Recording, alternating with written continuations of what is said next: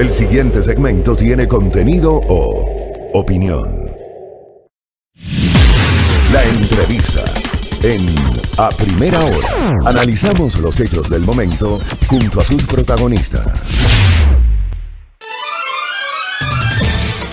8:13 en la mañana. En la recta final de A Primera Hora vamos a conversar con el doctor Freddy Carrión, defensor del pueblo. Doctor, bienvenido. ¿Cómo le va? Doctor.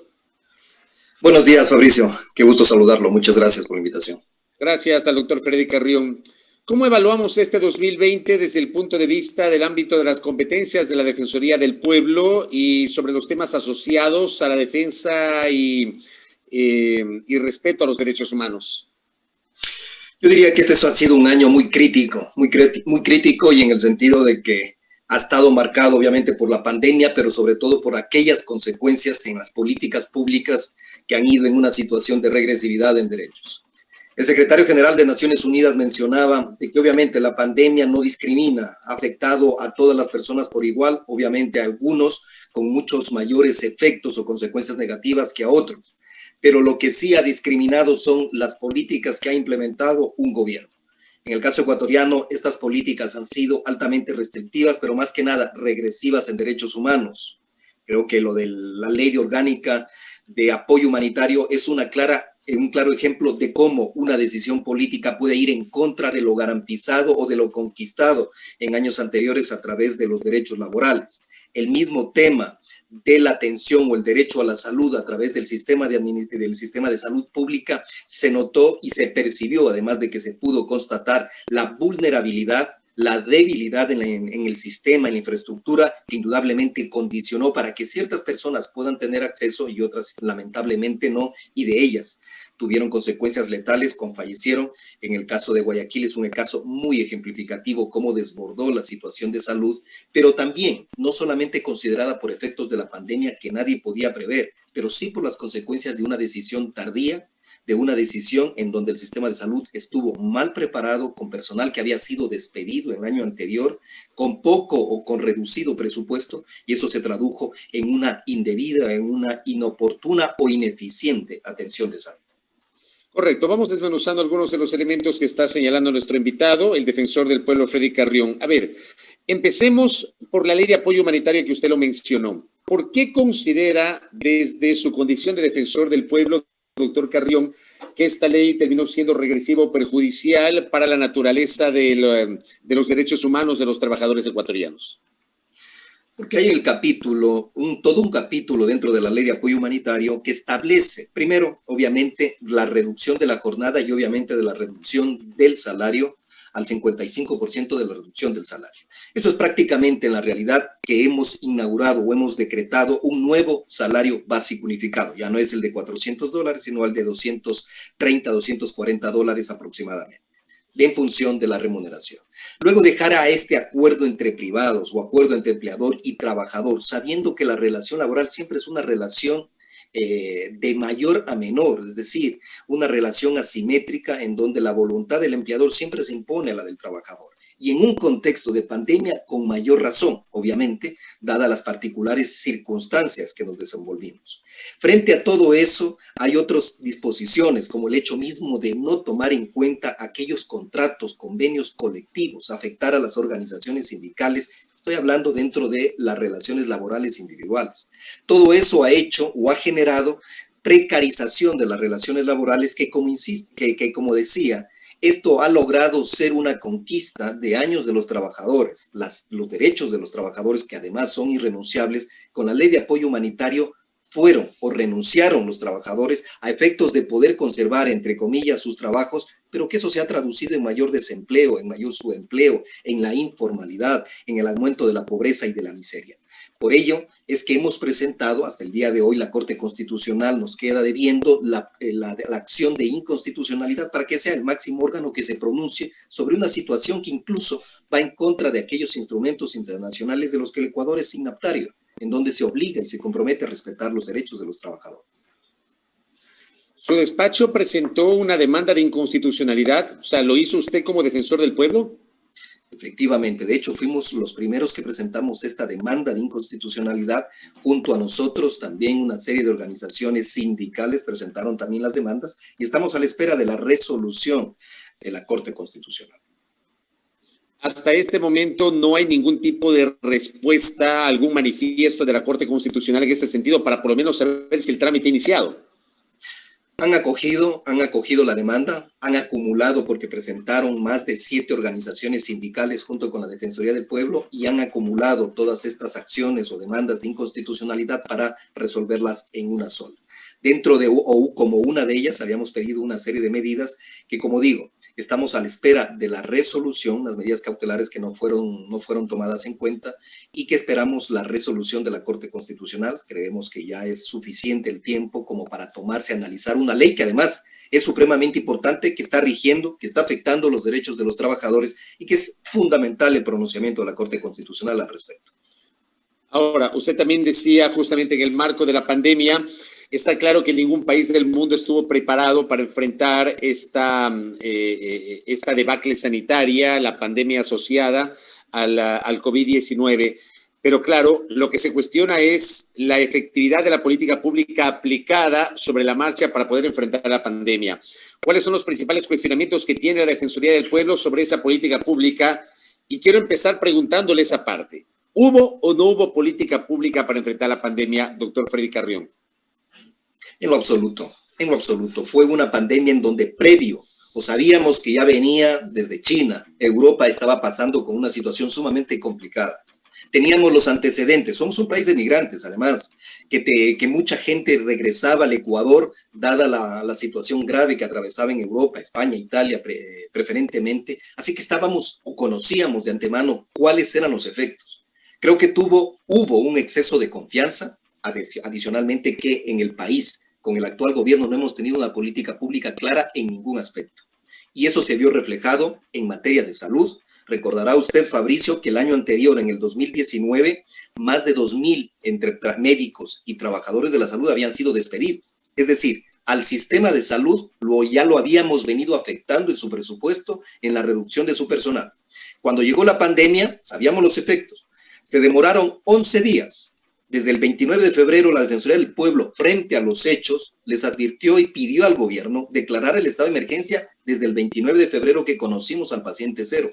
Lo decretaron el 11 y mientras pasó esos 11 días, recordará Fabricio, se promovieron partidos de fútbol, Barcelona Independiente, conciertos Cuenca y Quito, es decir, no tuvimos ninguna medida sabiendo ya que habíamos importado con una paciente cero el virus. Frente a eso, las consecuencias que vivió Guayaquil fueron lamentablemente muy desastrosas, apocalípticas, y frente a eso, un gobierno maniatado que no atinaba absolutamente a hacer nada. Recordará cómo una ministra de Salud mencionaba 2 millones de pruebas, luego dijo que no son 2 millones de pruebas, que son 200,000 pruebas, y a la final, a fecha de hoy, llevamos 9 meses y se han practicado alrededor de 700,000 pruebas, cuando en la mayoría de los países de la región superan los 2, 3, 4, 5 millones de pruebas. 5 millones de pruebas, solo para ponerle un dato. Bolivia y Ecuador somos de los países con menor pruebas practicadas de PCR, y al inicio de la pandemia era necesario, era obligatorio, era fundamental para poder generar cercos epidemiológicos, para poder ubicar a la población que estaba siendo contagiada, y no se practicaron ese tipo de pruebas. Adicionalmente, fuimos testigos de cómo el manejo de los cadáveres fue completamente desastroso, que hasta el día de hoy más de 60 cadáveres aproximadamente quedan sin identificar. Fabricio, eso es sumamente grave. ¿Cuántos cadáveres quedan sin identificar, doctor? Aproximadamente 60 cadáveres aún no se han podido identificar, y va a ser imposible que se los identifique dado el gran estado de descomposición y de confusión que aún reina a la hora de identificar a estos cadáveres. En este tema, por ejemplo, ustedes en la Defensoría le han dado seguimiento al hecho de que hay gente que no sabe dónde están sus seres queridos, que saben o tienen certeza del fallecimiento, pero no tienen certeza de la ubicación del cuerpo. Completamente. Nosotros iniciamos y presentamos esta acción de protección porque el gobierno no pretendía resolver ni dar solución a las cientos de familias que exigían que los fallecidos, sus familiares fallecidos, sean entregados. Frente a eso, obligación del Estado, ya no solamente de proceder a identificarlos, sino de pedir disculpas públicas. Y mire usted ahí, Fabricio, a pesar de que puede ser algo muy simbólico, pero refleja el estado de desatención y de vulneración de derechos que cometió el Ejecutivo, el Estado, el Gobierno Nacional. Para que un juez les obligue al Ministerio de Salud Pública y al propio IES a pedir disculpas públicas, eso demuestra la afectación a los derechos que tuvieron cientos de familias. Pese a eso, obviamente, se empezaron los procesos de identificación a través de los procesos de ADN, de 215 aproximadamente cadáveres que fue en un inicio que habíamos denunciado, ahora prácticamente están ya 60 con muchas dificultades para identificar, el resto ha sido identificado y entregado. Pero existe la duda que en muchos casos, a pesar de haber sido entregados, los cadáveres no necesariamente responden a la identidad de sus fallecidos. Claro, eso significaría, Fabricio, empezar a procesos de exhumación para tratar de identificar a través de pruebas de ADN si son o no son sus familiares. Lamentablemente, la situación, la complejidad del caso imposibilitaría llegar a realizar eso, pero tenemos denuncias en donde hay muchas dudas de gente que recibió un cadáver, pero que no necesariamente corresponde a la identidad del familiar fallecido. Y aquí seguramente esto va a ser casi imposible, si no imposible, poder tener una certeza, doctor. Completamente, porque dado el tiempo que ha pasado, incluso muchos familiares temen que en el hecho de que iniciar un proceso para determinar la identidad de la persona que se encuentra inhumada, sepultada, no corresponda e inicie todo un trámite, un procedimiento que obviamente va a tener un impacto, una afectación psicológica. Esto es muy grave, Fabricio, porque ni siquiera en el terremoto, pese a lo también difícil y complicado que fue el terremoto, no hubo este tipo de casos de cadáveres desaparecidos, no identificados. Y siempre, cuando concurre una desgracia de esta naturaleza, se activan los protocolos de manejo de cadáveres para garantizar la identidad, porque eso forma parte también de los derechos humanos de la persona, de su integridad, a conocer la identidad de las personas fallecidas. Lamentablemente esto no se dio, nosotros recurrimos a acciones de protección. Mire que a nivel nacional, en este periodo, fuimos incesantes, tuvimos un trabajo sumamente fuerte respecto de acciones de protección, porque eran constantes las afectaciones a los derechos humanos que cometía la política pública de un gobierno, insisto, que no estuvo preparado, que no tuvo una política correcta, que no tenía al frente de esta pandemia realmente a investigadores, epidemiólogos, que lleguen a determinar el procedimiento que se debe adoptar en este tipo de situaciones. Lamentablemente no tuvimos y las consecuencias creo que están a la vista del pueblo ecuatoriano. ¿Alguna vez usted tuvo la oportunidad de dialogar sobre estas inquietudes con el ministro de Salud, doctor? Con el ministro de Salud jamás, no se nos permitió. De hecho, cuando al inicio de la pandemia, recordará usted, quien se encontraba al frente fue la ministra de Gobierno, al incesantemente llamado de la Defensoría del Pueblo en cuanto a requerir información. Se nos hizo un llamado de atención, entre comillas, diciendo que estamos pidiendo mucho, que deberíamos quedarnos en casa, que deberíamos preocuparnos más bien por la salud, pero no preocuparnos tanto por requerir información, porque en estos momentos lo fundamental es que dejemos actuar a las autoridades. Textualmente se lo digo. Entonces, claro, a mí me llamó mucho la atención ese llamado de funcionaria de gobierno cuando el apoyo de la Defensoría del Pueblo es para tratar de corregir aquella política pública que era completamente errada. Correcto. Doctor, aprovecho para preguntarle porque usted había integrado una comisión para investigar los hechos asociados a las protestas de octubre del 2019. ¿Qué terminó pasando con eso? Porque esto también debió conocerse este año. ¿Qué terminó pasando con eso? Lamentablemente, Fabricio, hubieron algunos inconvenientes. Bueno, para empezar, el tema de la pandemia nos obligó prácticamente a suspender toda actividad porque eso involucraba comparecencias, llamados, reuniones de los propios comisionados, y dada la situación de la pandemia, que inclusive hasta ahora hay la amenaza de un rebrote, se suspendieron las reuniones y prácticamente el trabajo. Pensé que se continuaba con la documentación y todo lo demás.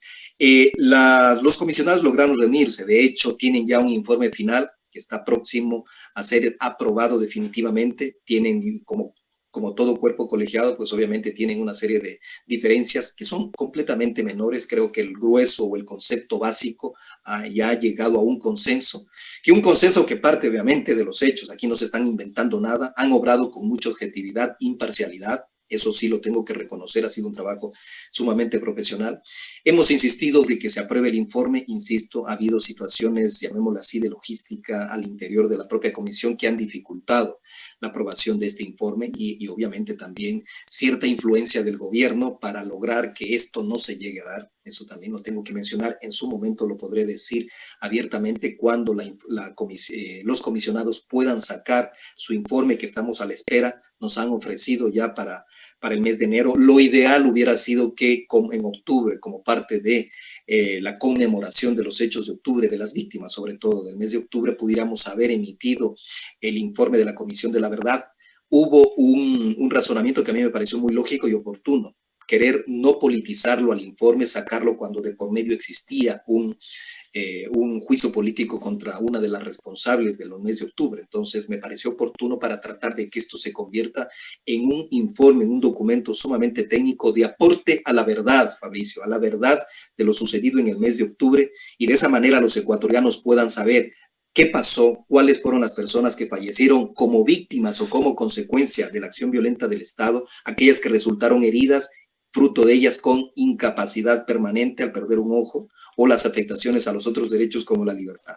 Esperamos que en este mes de enero podamos tener ese informe, lo saquemos al país, discutamos sobre un informe de gran relevancia, pero más que nada, creo que este informe tiene que tener un objetivo fundamental, que es aplicar la justicia restaurativa, que implica tanto una reparación material como inmaterial a las víctimas, a los familiares de aquellas víctimas que tuvo el mes de octubre y que hasta la fecha, ya más de un año, no han tenido ningún tema de restauración, de reivindicación de sus derechos, pese a lo que conocemos a través de medios de comunicación.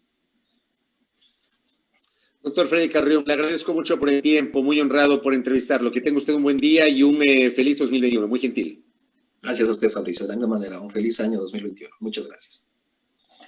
Gracias. Freddy Carrión, defensor del pueblo en la primera hora. 8:29. Esto es A Primera Hora por Majestad Radio y Majestad Televisión.